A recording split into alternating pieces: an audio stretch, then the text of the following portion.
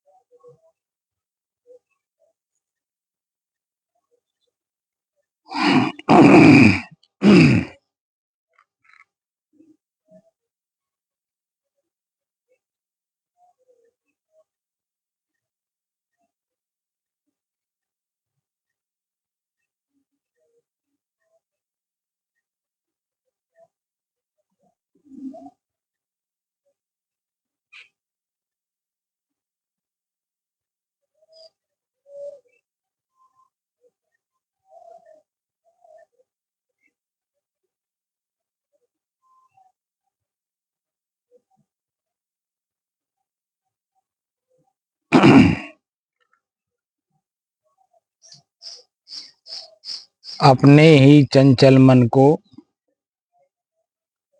अपने ही बस में करके एकाग्रता, स्थिरता एवं स्वयं अपने आप में शांति का अनुभव करने के बाद स्वयं मैं कौन हूँ को जानने की दृष्टि से साधना करते करते आज 1484 दिन हो गए। तारीख 29 नवंबर सन 2025, दिन शनिवार, प्रातःकाल का समय।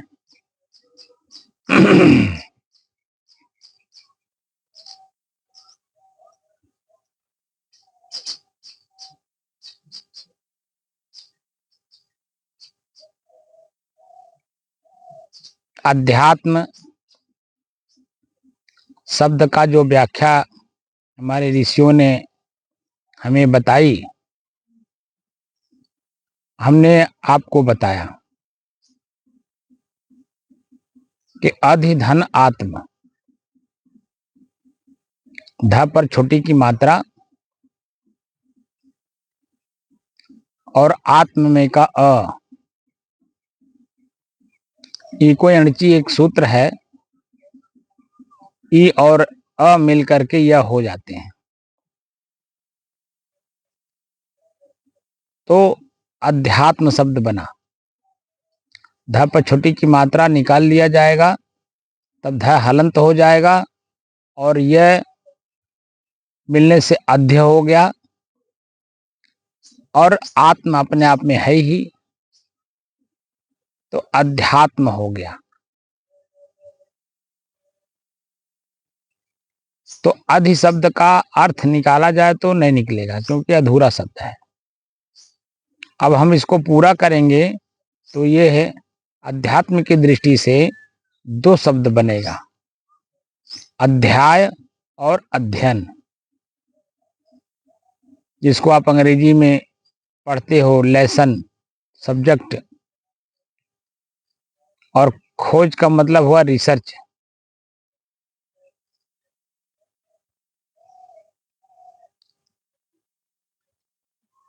तो किस अध्याय का हमें अध्ययन करना है, तो उसी में है लास्ट में आत्म।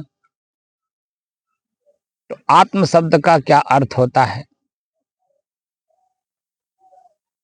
तो अध्यात्म में आत्म शब्द का अर्थ होता है स्व, स्वयं, मैं, निज, खुद, स्वतः और अपने आप, जो एक ही वस्तु को इंगित करते हैं स्थान भेद से। और हम लोग प्रतिदिन प्रयोग भी करते हैं स्थान भेद से, और अपने आप को ही संबोधित करते हैं। कोई भी काम आप कर लेते हैं, उसमें सफलता आपको मिल जाती है, तो आप स्वयं कहते हैं स्वयं मैं किया।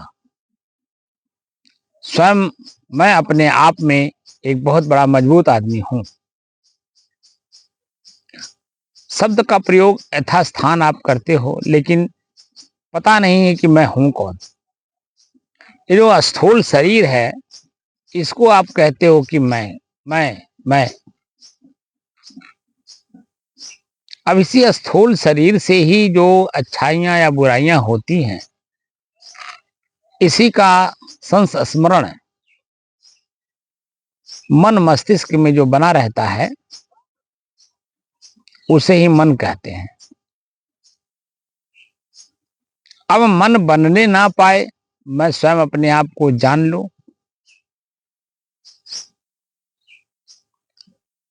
और जानो कैसे,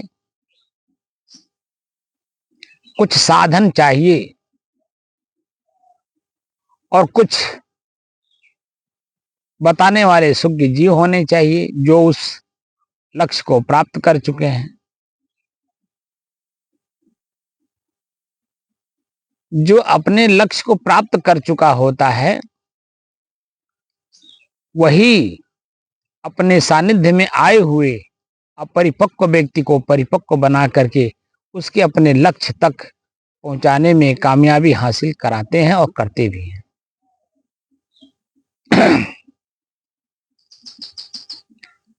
जैसे उदाहरण ले लीजिए, संसार मतलब समाज में आप किस परिवार में जन्म लिए, तो पारिवारिक कैपेसिटी क्या है, मानसिक, आर्थिक, सामाजिक, पारिवारिक, शारीरिक, मानसिक, उसी हिसाब से आपकी भी मानसिक स्थिति का विकास होता है। और उसी मानसिक विकास से आप इसी समाज में आप अपने को जिस लेवल पर पाते हो, उसी लेवल का काम आप करते हो। मान लीजिए आपके पिता डॉक्टर हैं, वह आपको डॉक्टर लाइन में ले जाना चाहते हैं, तो आपको बचपन से ही, जब से आप होशदार होते हो, कुछ जानने लायक, आपके पिताजी कहते हैं बेटा डॉक्टर बनना है, पढ़ाई खूब करो, अच्छी पढ़ाई करो, जो खर्च लगेगा वो मैं हूं ना देने के लिए, एक अच्छा डॉक्टर बनो, हमसे भी अच्छा। बच्चे से ही अपने मन की बात बच्चा समझता नहीं है, जानता नहीं है कि डॉक्टर होता कौन है, क्या करता है, उसको कुछ नहीं पता है। जन्म से लेकर के 5 साल तक तो बच्चे को कुछ पता ही नहीं रहता है, क्योंकि उसके मस्तिष्क में कुछ स्टोर नहीं होता है।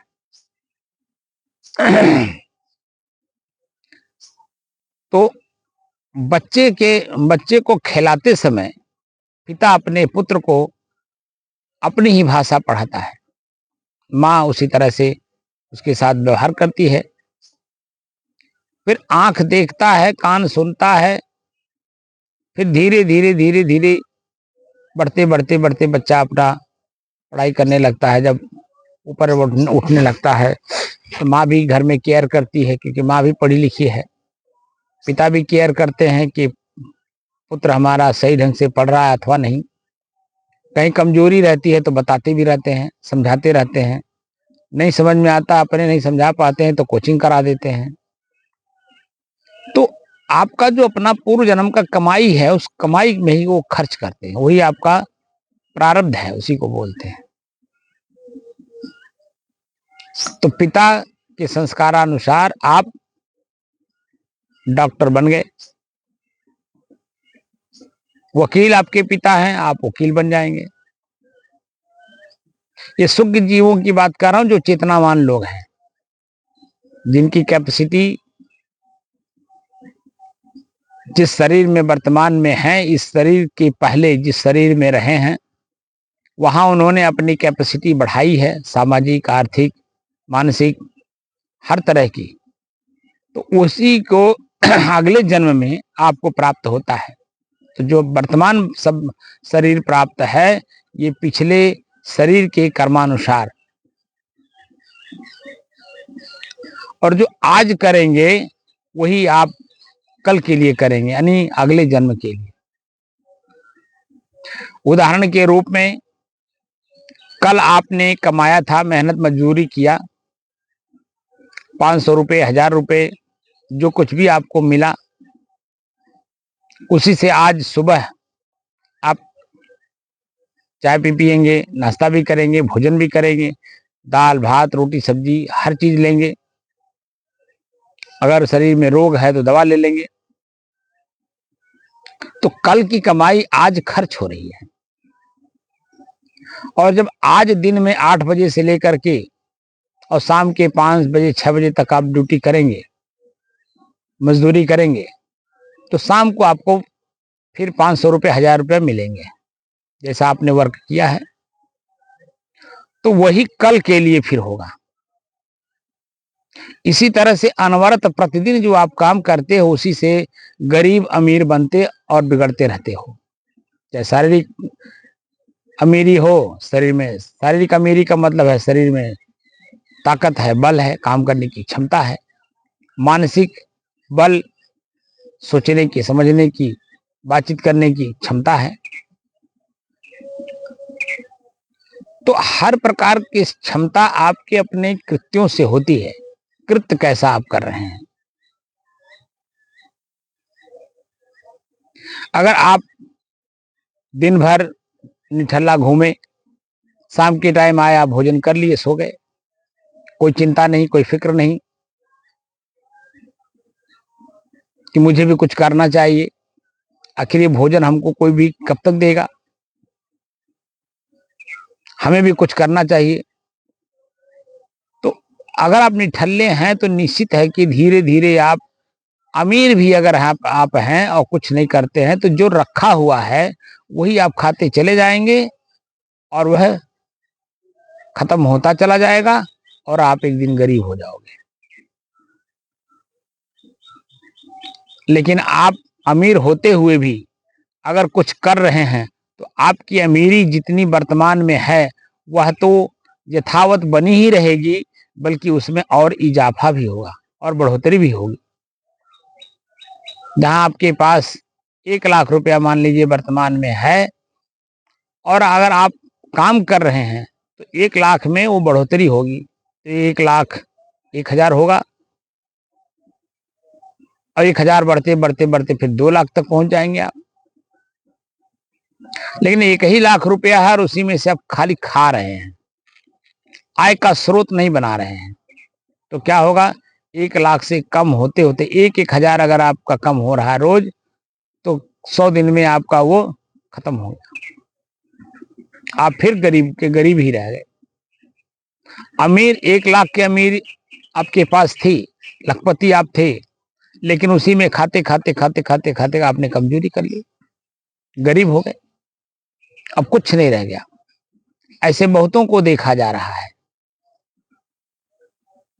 बाप दादाओं की संपत्ति मिल गई, बेच बेच करके लोग जो में अपना गाड़ी घोड़ा ऐशो आराम की जिंदगी जी रहे हैं। वर्तमान में पता चल रहा है कि धीरे धीरे धीरे अब कुछ नहीं बच रहा है। तो क्या होगा? यह सब आपके अपने कर्मानुसार होता है। तो आपका अपना कर्म क्या है, ये कैसे पढ़ा जाए, कैसे जाना जाए? मेरा अपना कर्म क्या है, मेरी संगत कैसी है, मैं कैसे सोच विचार का आदमी हूं, किस तरह का चिंतन करता हूं, बोली भाषा हमारी क्या है, रहन सहन हमारा क्या है, खान पान हमारा क्या है, हम कैसे समझें अपने आप को और कैसे अपने आप को वर्तमान से ऊपर उठाएं? क्योंकि व्यवहार से होकर ही अध्यात्म की ओर जाया जाता है। अध्यात्म में अगर आपको प्रवेश करना है तो व्यवहार से ही गुजर करके आप अध्यात्म में जा सकते हैं। क्योंकि दिन भर जो आप करते हो कार्य, बोलते हो, देखते हो, सुनते हो, चलते हो, हाथ से कुछ करते हो या सोचते हो, उसी का परिणाम शाम को आपको मिलता है। अगर आपने दिन भर अच्छा काम किया है, अच्छा देखा है, अच्छा सुना है, अच्छा बोला है, अच्छे लोगों का संग किया है, अच्छे खान पान है आपके, तो शाम को आपके मन में किसी प्रकार का कोई शंका, भ्रम, भय, डर कुछ भी नहीं रहेगा। तो आप क्या रहेंगे? एकदम जैसे आप हैं वैसे ही रहेंगे। लेकिन अब इसी में से आपने कमजोरी की है, तमोगुणी बन गए। जो मन में आया, जो किसी ने खिला दिया आपने खा लिया। जैसे सुरती खाना, बीड़ी पीना, आजकल तो बड़ा वो चला है पुकार, गुटखा,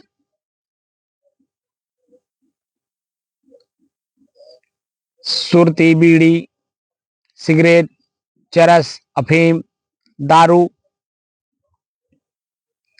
तो जब आप तमोगुणी चीजें खाएंगे, तमोगुणी लोगों का संग करेंगे, तमोगुणी विचार होंगे आपके, तमोगुणी शब्द होंगे बोलने के लिए, तमोगुणी आपके चिंतन होंगे सोचने के लिए, तो शाम के टाइम सोएंगे जरूर, लेकिन मन में डर बना रहेगा, भय बना रहेगा, भ्रम आप में बिल्कुल बरकरार रहेगा,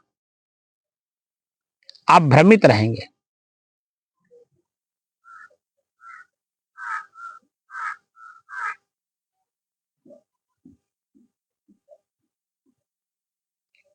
रजोगुणी स्वभाव के अगर आप हैं तो रजोगुणी स्वभाव में आप जिस तरह से आपने कार्य किया है उस तरह से आपको फिर शाम को आपका मन डरा हुआ रहेगा, भयभीत रहेगा, जोश में होश रहता नहीं है। सतोगुणी स्वभाव में जो उच्च क्वालिटी की हमारी चिंतन है सतोगुणी, उसमें हम होश में रहते हैं और होश में रह के काम करते हैं। तब अच्छा बोलते हैं, अच्छा देखते हैं, अच्छा सुनते हैं, अच्छा करने की कोशिश करते हैं, अच्छा खान पान रखते हैं, अच्छे लोगों का संग करते हैं।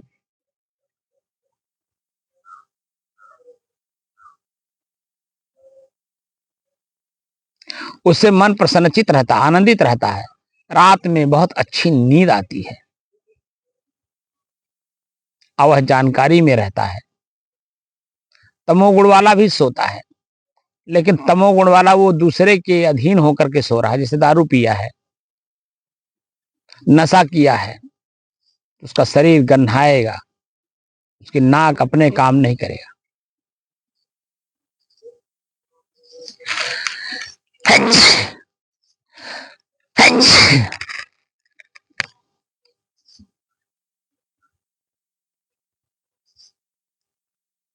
तो इन सब लोगों को देख करके अपने आप को हमें चेतनावान बनाना है कि मैं कौन हूं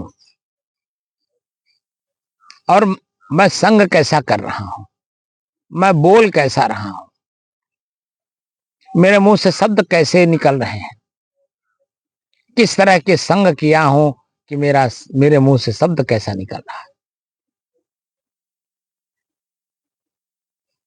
मेरा खान पान, उठना बैठना कैसे लोगों के बीच में है।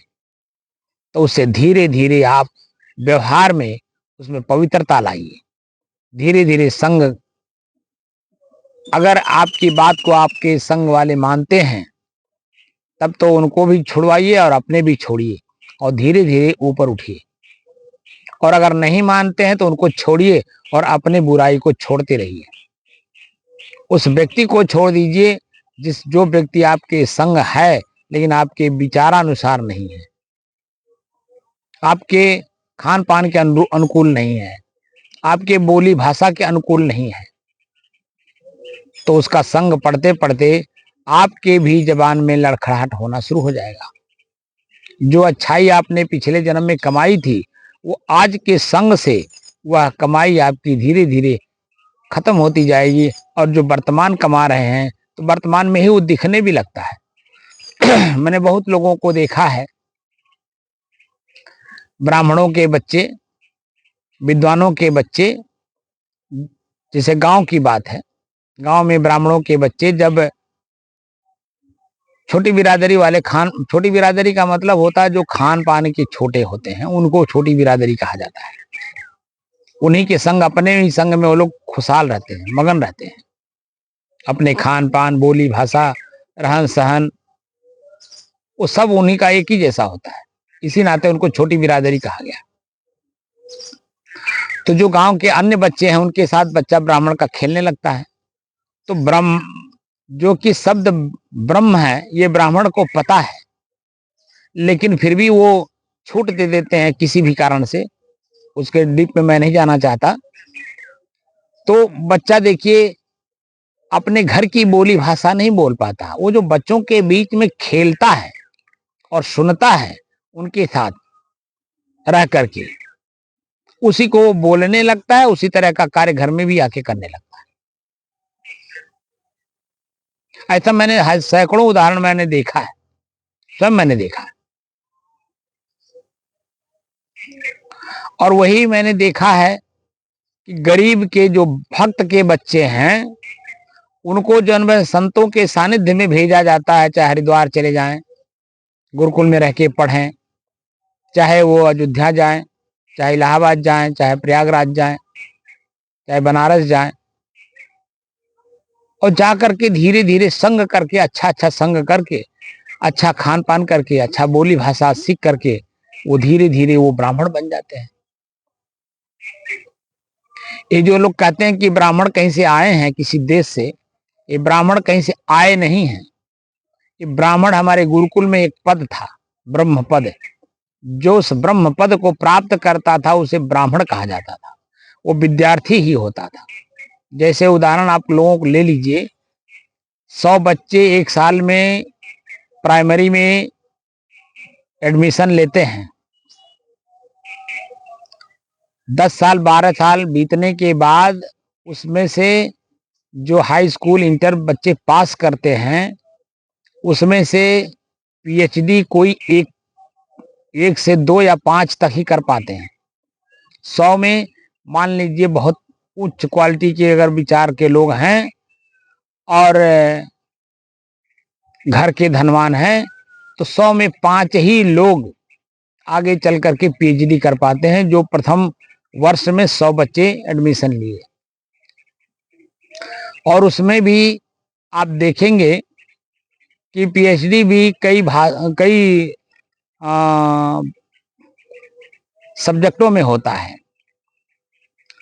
कोई कबीर को एक विषय मान करके लेता है, कोई तुलसी को लेता है, कोई केमिस्ट्री लेता है, कोई बायोलॉजी लेता है, कोई कुछ लेता है, कोई कुछ लेता है। तो उसी तरह के जो हमारे प्रोफेसर होते हैं उन्हीं के सानिध्य में रह करके हमको पीएचडी करनी होती है। भूगोल हो गया, तो वो जैसा हमें शब्द देते हैं, जिस तरह का चिंतन कराते हैं उसी तरह से हम करते हैं, क्योंकि हमारी चाह उसी तरह की है। तो जब पीएचडी कर लेते हैं बच्चे, तो जिस सब्जेक्ट में जिस तरह से करते हैं उसी के नाम के आगे फिर डॉक्टर शब्द लग जाता है। एक डॉक्टर होते हैं जो एलोपैथ के होते हैं, वो उनको एमबीबीएस करना होता है। और भी कई ऐसे उसमें सब्जेक्ट है जिसमें जाने के बाद वो डॉक्टर शब्द लिख सकते हैं। फिर वो शरीर का ट्रीटमेंट करते हैं।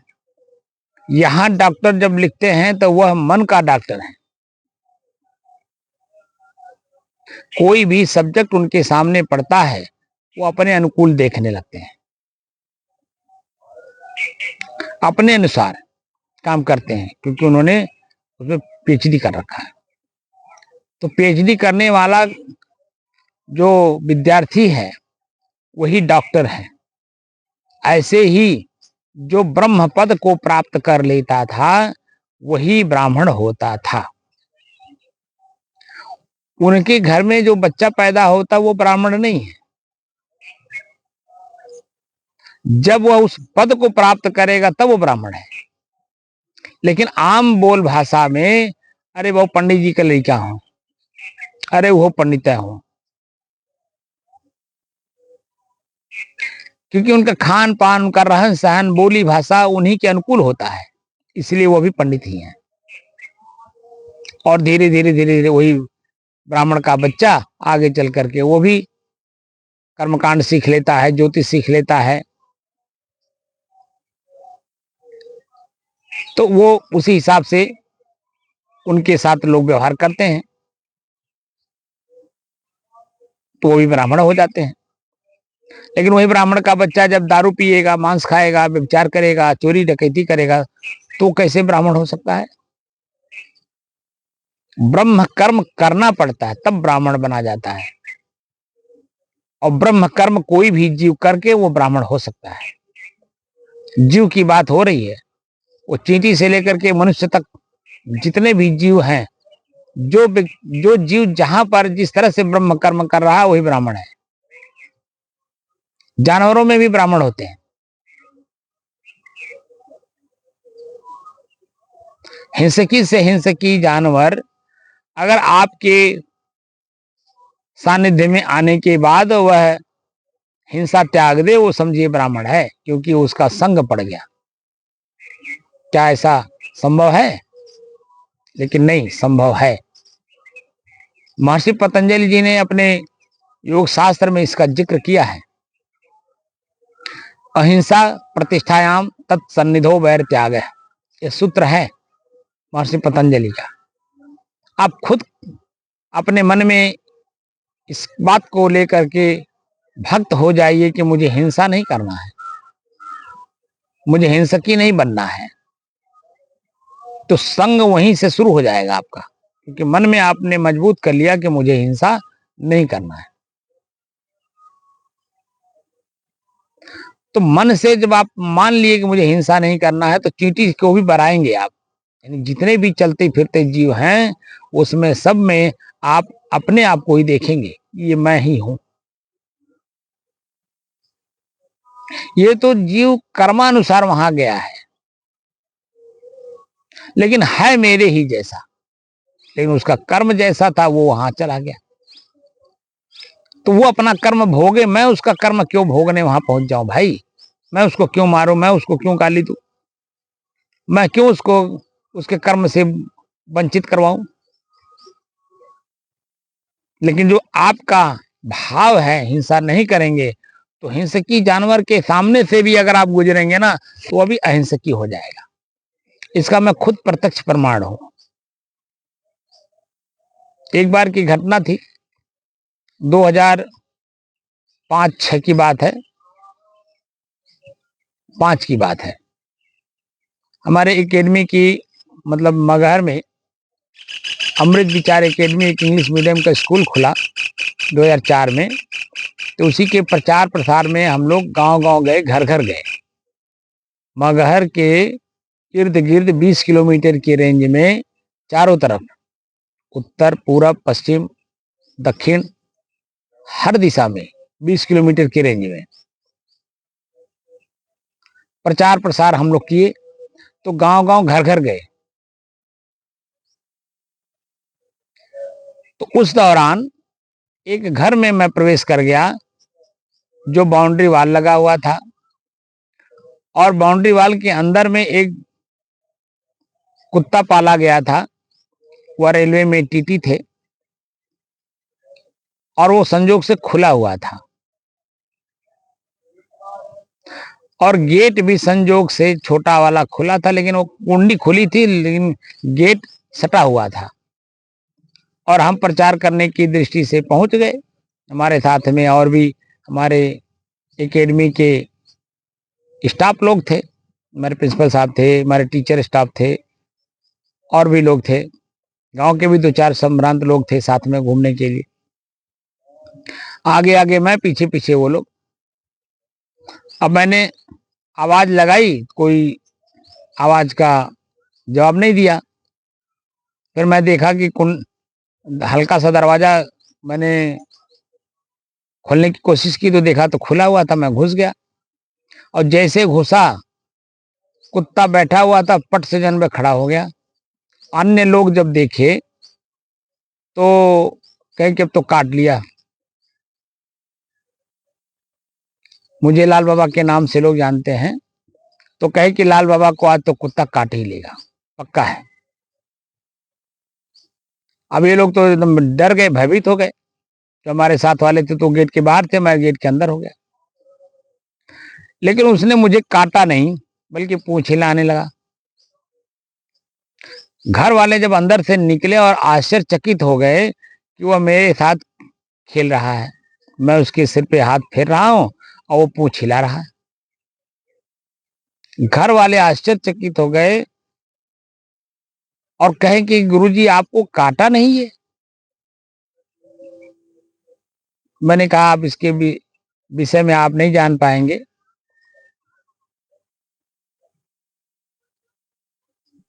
तो ये बातें वास्तव में सत्य हैं। हम लोग रात बिरात कहीं भी चल देते हैं, पैदल चलना होता है, गांव गिराव चलना होता है, तो उसमें हम लोग अपने आप को पढ़ते हैं।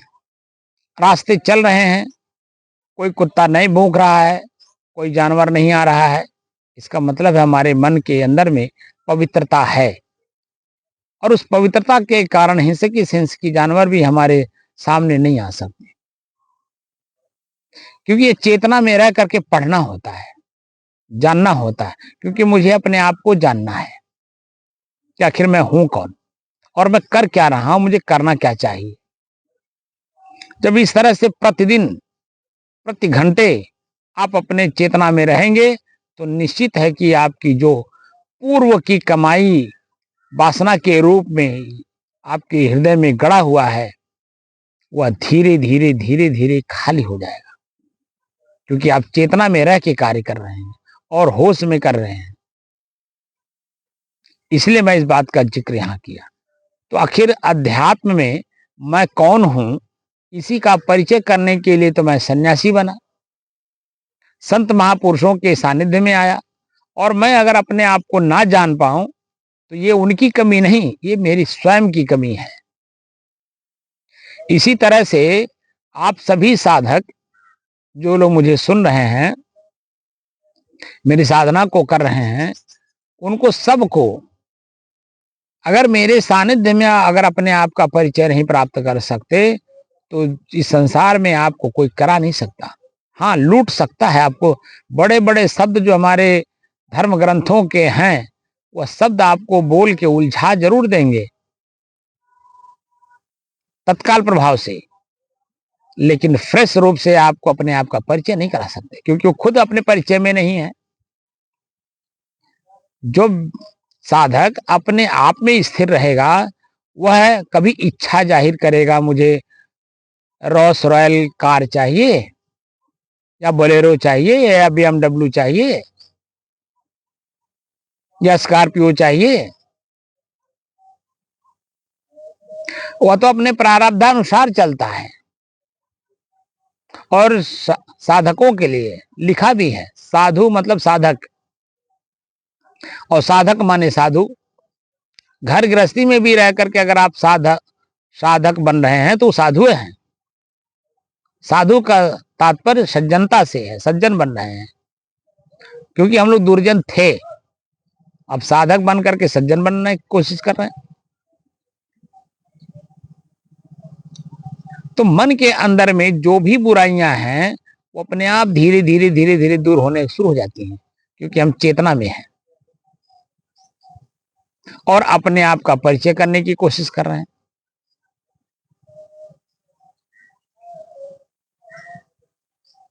तो साधु बना गया स्वयं को परिचय प्राप्त करने के लिए, और अगर परिचय ना प्राप्त हुआ तो साधुशाही का कोई मतलब नहीं। खीर पूड़ी खा लीजिए, रजाई ओढ़ लीजिए, क्या फर्क पड़ता है। लेकिन वासना ज्यों का त्यों ही आपके मन के अंदर में भरा पड़ा रह जाएगा।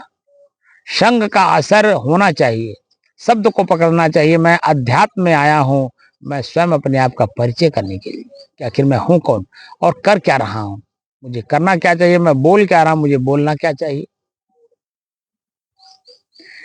तो महापुरुष जो इस लाइन में आ चुके और शरीर को छोड़ के जा चुके, उन लोगों ने कुछ इस रास्ते के लिए हम लोगों को खाने पीने के लिए सामान छोड़ गए हैं,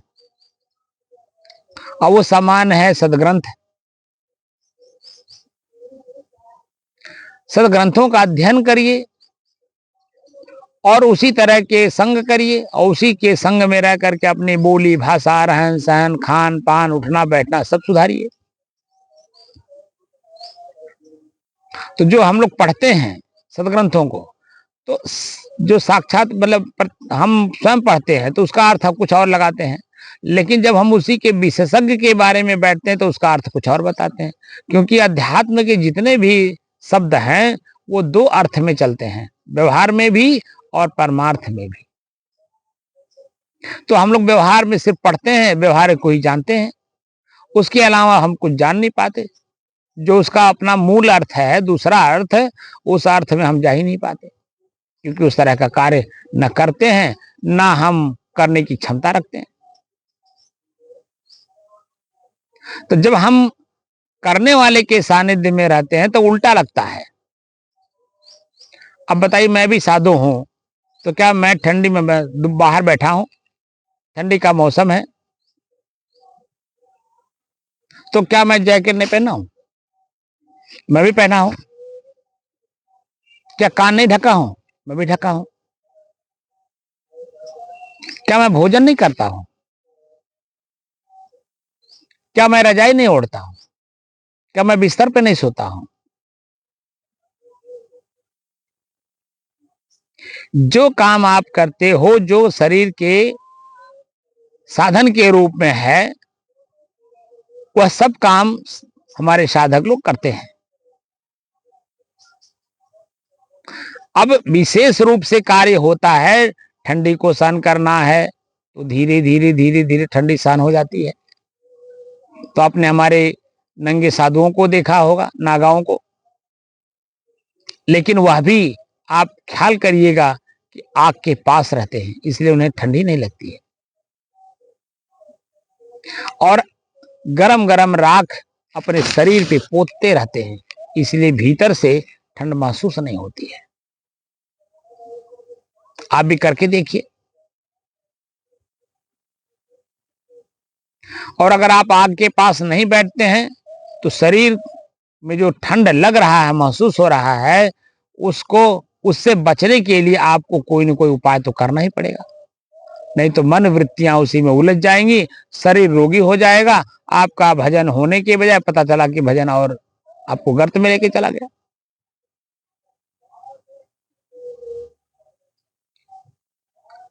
तो शरीर में मैं हूं, और शरीर का देख रेख मैं नहीं करूंगा तो मेरे शरीर का देख रेख कौन करेगा? कोई दूसरा करेगा। जिस मकान में, जिस झोपड़ी में, जिस महल में जो रहता है वह उसका देख रेख नहीं करेगा तो कोई दूसरा क्यों करेगा? मैं अपने शरीर में हूं, ये शरीर मेरे लिए एक मकान है, महल है, मैं इसका देख रेख नहीं करूंगा तो कौन करेगा? क्योंकि यह रोगी हो जाएगा तो भी तो मुझे कष्ट होगा, पीड़ा होगी। और बाद में पचर के पश्चाताप होगा। दूसरे के कहने से मैं जैकेट नहीं पहना, ठंडा आ गया।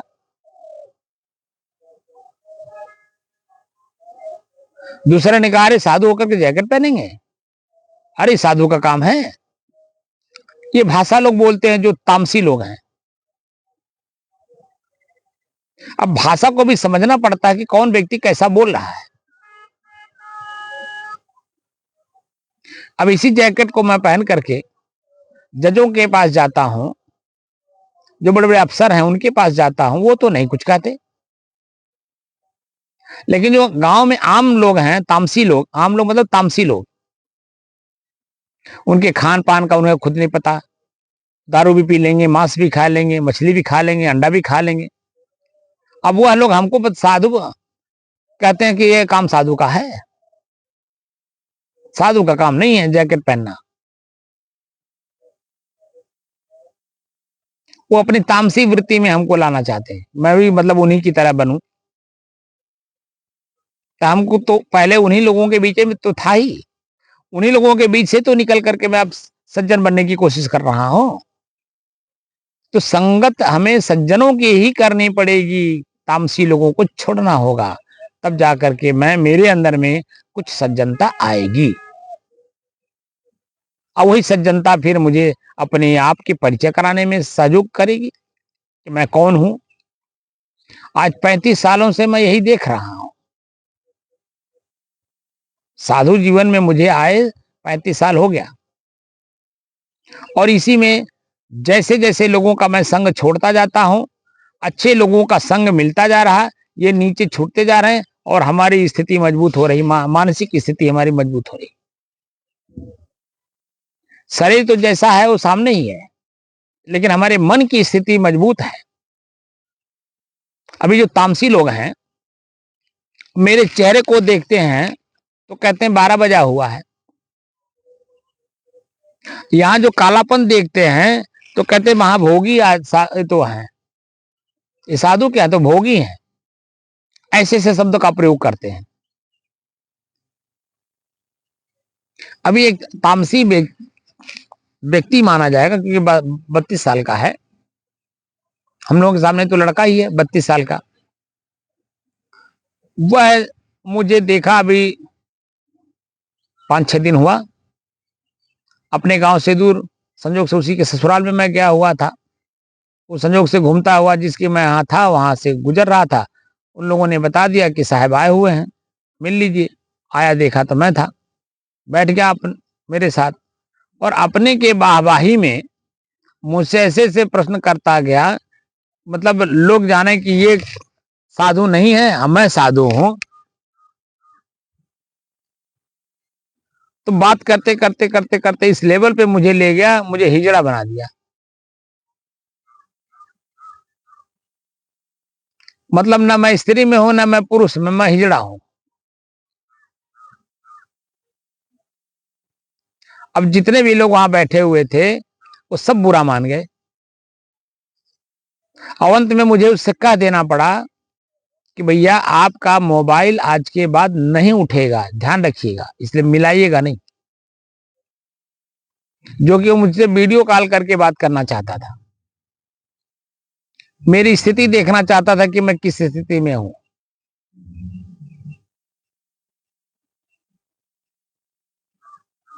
तो ये तामसी लोग हैं। ऐसे तामसी लोगों का वो उनके पास कुछ भी हो वो मेरे किसी काम के नहीं, क्योंकि ऊपर उठना है, मानसिक स्तर से हमें ऊपर उठना है। तो मानसिक स्तर से जब आप ऊपर उठेंगे तभी आपका शरीर जैसा भी है स्वस्थ रहेगा। अभी 1972 का मेरा डेट ऑफ बर्थ है, 10 तारीख चौथा महीना सन 1972। अब समझ लीजिए कि 53-54 साल की हमारी अवस्था हो गई, 53 साल की शरीर की, मेरी नहीं। और 35 साल लगभग इधर में साधु जीवन में आया हो गया।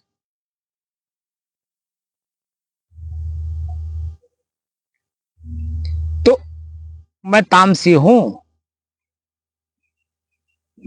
मैं तामसी था।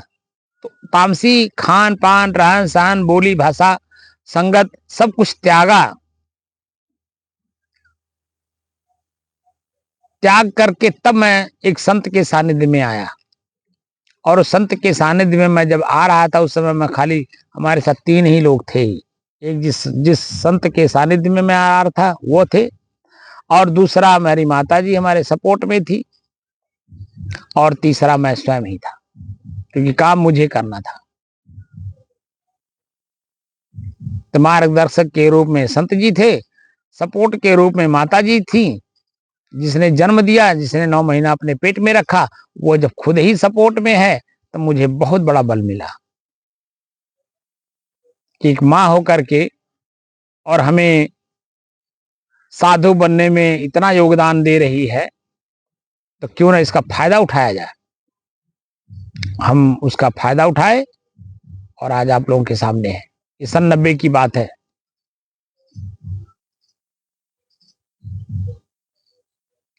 20-25 गांव के लोग एक तरफ, हमारे नात बात हित मित्र सब एक तरफ, और हम 3 लोग एक तरफ।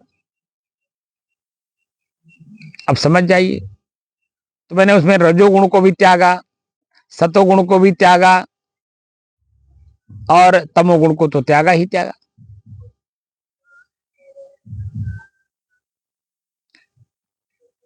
तब आज मैं जो आप लोगों के सामने भाषा बोल रहा हूं, इस भाषा में मैं तभी आ पाया क्योंकि सबका त्याग करना पड़ा। ठंडी गर्मी, भूख प्यास, मान अपमान, सब कुछ। भाई जो हमारा अपमान कर रहा है उसकी वृत्तियां वैसी हैं, वो मेरा क्या अपमान कर रहा है बेचारा, वो तो अपना ही अपमान कर रहा है, मेरा तो नहीं करेगा। क्योंकि मैं अपने आप में मजबूत हूं, तो इसलिए कोई हमारा अपमान कर ही नहीं सकता। और जो करेगा वो अपने लिए करेगा, मेरे लिए नहीं। हाँ, मैं अगर कर्म कुछ गड़बड़ करूंगा तो मेरा अपमान वहीं हो जाएगा, चाहे कोई करे या ना करे। इसलिए हमेशा सतर्क रहता हूं, चेतना में रहता हूं। और हमारी भाषा को आप लोग देख ही रहे हैं कि एक दिन में 2 वीडियो अपलोड कर देता हूं, सुबह शाम का। लेख भी लिखता हूं ताकि मनोवृत्तियां इधर उधर उलझने ना पाए, आंख बाहर बहिर्गत ना होने पाए, कान हमारा बहिर्गत ना होने पाए। जैसे अंतर्मुख हुआ है वैसे अंतर्मुख बना रहे। ये हमारे लिए चैलेंज है। जैसे बन गया है तो वैसे बना ही रहे, अन्यथा जरा सा चूक अगर होगी तो मैं कहाँ जाऊंगा कुछ पता नहीं। जिसके बारे में सदगुरु कबीर ने कहा है, सुरहुर पेड़ अगाध फल। सीधे सीधे पेड़ पे चढ़ोगे तो अगाध फल, पंछी मरिया झूर, चढ़े तो चाखे प्रेम रस और गिरे तो चकनाचूर। मैं आज 35 सालों में जो चढ़ा हूं सुरहुर पेड़ पर और अगाध फल खा रहा हूं, जरा सा चूक करूंगा तो चकनाचूर हो जाऊंगा, नीचे चला जाऊंगा। और यह मैं बहुतों को देख रहा हूं, कोई 20 साल में, कोई 25 साल में, यहाँ तक कि ऐसे ऐसे साधुओं को देखा कि मरते दम तक वो परिवार में चले गए। सारी संपत्तियां जो समाज की थी वो परिवार को लिख गए, वसीयत कर गए। कई लोगों को मैंने देखा अपने भाई भतीजा को ला करके बैठा करके वो मानते बना दिए। तमाम तरह की वृत्तियां देखने को मिलती हैं। हमसे लोग कहते हैं महाराज जी आप चेला नहीं बना रहे हैं। हम कहते हैं भैया वो कबीर पंथ का है, मेरा नहीं है। और मेरा शिष्य वही होगा जो इन सब चीजों से ऊपर उठेगा। कहीं मैं किसी घर छोड़े और यहाँ ला करके उसको कहूँ कि इस आश्रम का आपको महंत बना देंगे, तो बेचारे को जहां था वहां से तो विकास करता, और यहाँ ला करके मैं उसका हरासमेंट कर दूं, मानसिक विकास रुक जाएगा, उसकी मानसिक स्थिति यहीं तक सीमित रह जाएगी। तो पूरा विश्व उसका नहीं होगा, वह बस खाली इसी छोटे से टुकड़े में आकर के उलझ जाएगा। तो क्या मैं आकाश की तरह ठोस, स्वच्छ, निर्मल, निर्द्वंद, जो हमारे गुरुजी बार बार कहा करते कि साधु जब तक निर्द्वंद नहीं हुआ, निश्चिंत नहीं हुआ, निष्फिक्र नहीं हुआ, निश्चल नहीं हुआ, उसकी अभी कहीं न कहीं कमी रह गई है। और इस स्थिति में आने के बाद भी मैं उस जीव को ले जाकर के उलझा दूं, उलझाना नहीं है, सुलझाना है, उससे मुक्त करना है। अपने आप का जो परिचय प्राप्त करना चाहे वो मेरा शिष्य बने। जो सांसारिक चीजों का परिचय प्राप्त करना चाहे वो तो कर ही रहा है बेचारा, जहां है, जिस स्थिति में है। तो वहां से ला करके यहाँ उसको आश्रम में उसकी वृत्तियों को उलझाने से क्या मतलब है। इतने बड़े टुकड़े के आप मालिक हो, इतने क्षेत्र में तक ये आपकी चेला ही है, ये आपके चेला लोग हैं। इन चेलाओं के बीच में जाओगे तो आपका भरण पोषण जीवन भर का हो जाएगा। तो दूसरे के बल पे जीने के लिए तो हर जीव तत्पर है, हर जीव चाहता कि हमें कोई कुछ दूसरा ला करके दे दे, मैं खाऊं, मैं सो, मैं ऐशोआराम की जिंदगी जीऊं दूसरे के बल पे। लेकिन ऐसे कम लोग मिलते हैं जो स्वयं में ताकत देते हैं, बल देते हैं, स्वयं में गुण देते हैं। सदगुरु कबीर साफ साफ कहते हैं, मानुष तेरा गुण बड़ा, मांस न आवे काज, हाड़ न होते आभरण, तो चन बाजन बाज।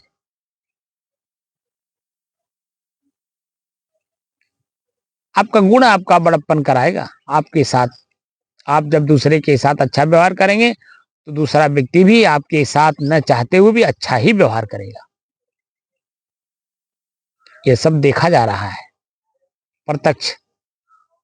आप अच्छे तो आपके लिए सभी लोग अच्छे, आप बुरे तो सभी लोग आपके लिए बुरे।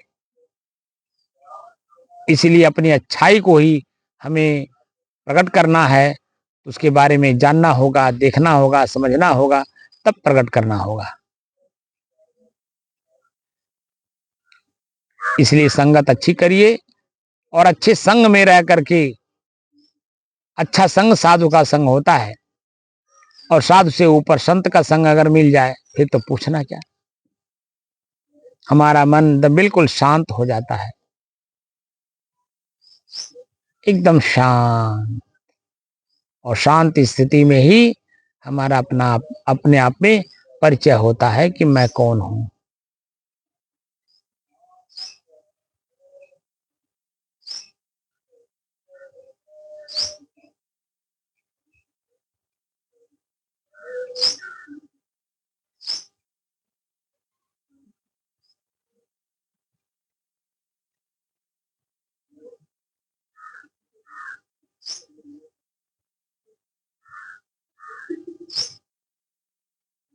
मैं स्वयं अपने आप में शुद्ध हूं, कोई मिलावट नहीं है, किसी भी प्रकार का मिलावट नहीं है। स्थिर हूं, किसी प्रकार की कोई क्रिया नहीं है। मैं शांत हूं, मेरे में किसी प्रकार का तनाव नहीं है। मैं स्वयं एक रस हूं, मेरे में किसी प्रकार का उतार चढ़ाव नहीं है। अपने उसी एक रसता में, स्थिरता में, शुद्धता में, शांति स्थिति में हमें वापस लौटना है।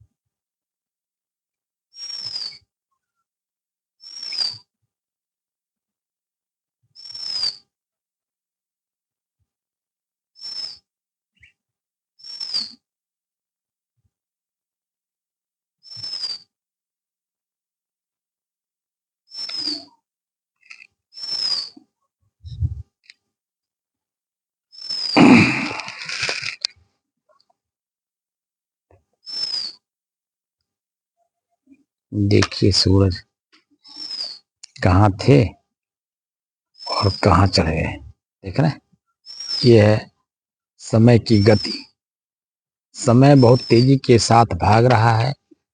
कृपया इसका सदुपयोग करिए और यह सदुपयोग आपका वर्तमान के समय का सदुपयोग भविष्य में आपको काम आएगा।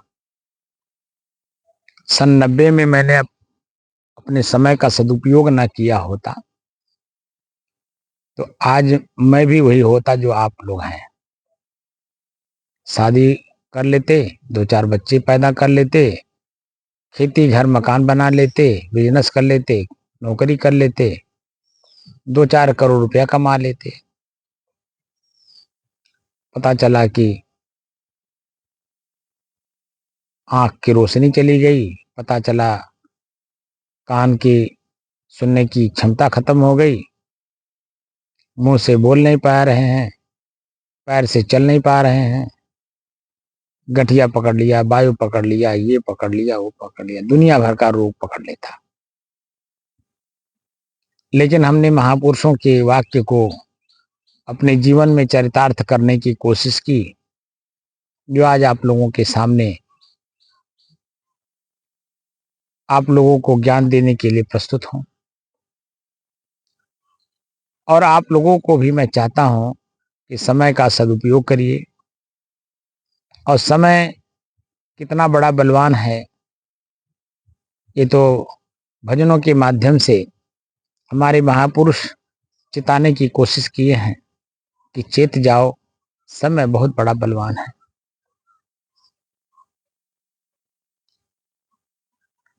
ऐसे ऐसे समय ऐसे ऐसे लोगों के हाथ में आया। सिकंदर आए, अशोक सम्राट आए, दशरथ जी हुए,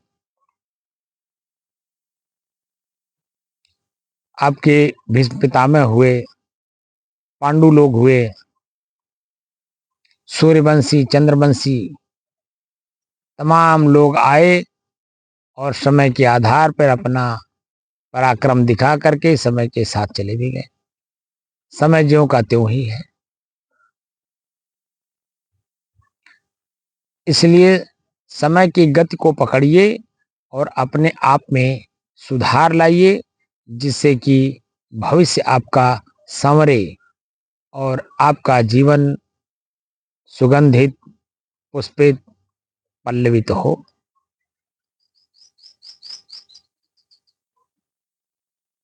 और आपका जो अपना स्वरूप है, शुद्धता, स्थिरता, शांति और एक रसता का, इसका लाभ उठाइए।